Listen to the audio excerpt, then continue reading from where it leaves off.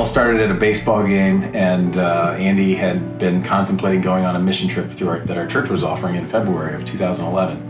And he asked the awkward question whether I would be willing to go with him. And if you're not able to go, then it's 50-50. So that little bit of encouragement and that awkward question put me in Uganda, and then I immediately fell in love with the communities and saw the impact that my church had in Nakabago.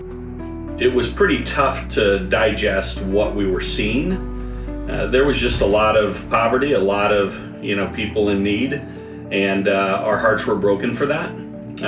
But at the same time, there was so much happiness, so much sense of community, and you could certainly tell that there was just a big opportunity. There were smart, gifted, talented people that just needed a helping hand, so to speak.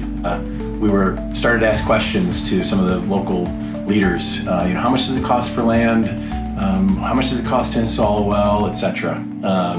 And on the flight home, we had been thinking and praying about that, and we came up with an idea of creating a nonprofit.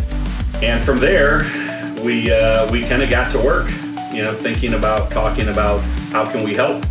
And that idea to help one became an idea to help two, which became the basis for, well, let's start a nonprofit and help them. We created Hearts and Hope to help other churches and individuals get involved in the mission in Uganda. And really it's around connecting people with students in Uganda who otherwise could not go to school. Today we have 1,100 students that are in primary, secondary, and university programs. That number continues to grow, and the reach of that continues to grow, which is exciting, both not only in Uganda, but also the number of people who've stepped up and sponsored students in Uganda from here in the U.S.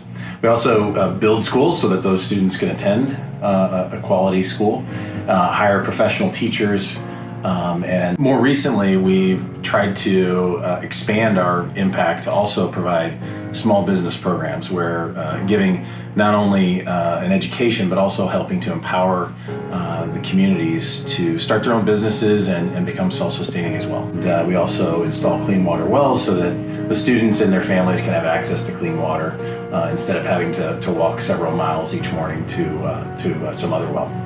There's nothing quite like seeing that transformation from a field and a group of individuals to truly a community getting behind, supporting themselves, the school, and their kids. It's the village of Butangala. We first went there in 2012, and it was just a rundown shack and a couple of poles with a tarp over the top, and that was their church and their school. You could see that there was sickness in the kids, and there's poverty. It's a rural village, and we prayed to find a new partner for that community. We brought the need in Butangala to install a clean water well for that community, and as always, everyone at Party with a Purpose that year really responded.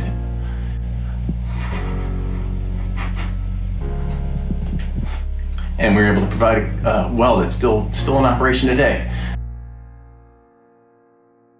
Over the years, they found a partner in Emmanuel Wentzville.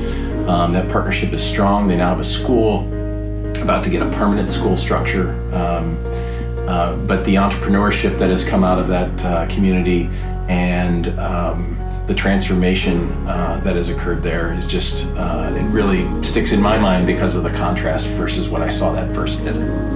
We've accomplished a lot in the first 10 plus years, and we know that there's just much more opportunity and need, and so the goal is to do everything we can to expand and multiply that impact, to just love and empower as many people as possible. We've run into, a lot of challenges over the years, a lot of opportunities to help kids and communities in Uganda, and each and every time, we ask each other as a team, how are we going to make this work? How are we going to make this work? And each and every time, our supporters are there. They're there. And that level of engagement empowers us and encourages us to keep going and continue, and to know that we can continue to grow, that we can continue to transform lives. You can't help but be amazed at the resilience that they show in everything they do. They've been dealt, in many instances, a really tough hand, and yet they make the most of it, and they're some of the happiest people that I have had the joy of meeting in my life. We're called to be the hands and feet of God, and truly love our fellow neighbors. And that neighbor could be here locally, but as I've found, I've got a lot of neighbors that live in Uganda who deserve to know that they matter, and that someone cares for them. And if I can just provide some small aspect of that, then that's what I'm called to do.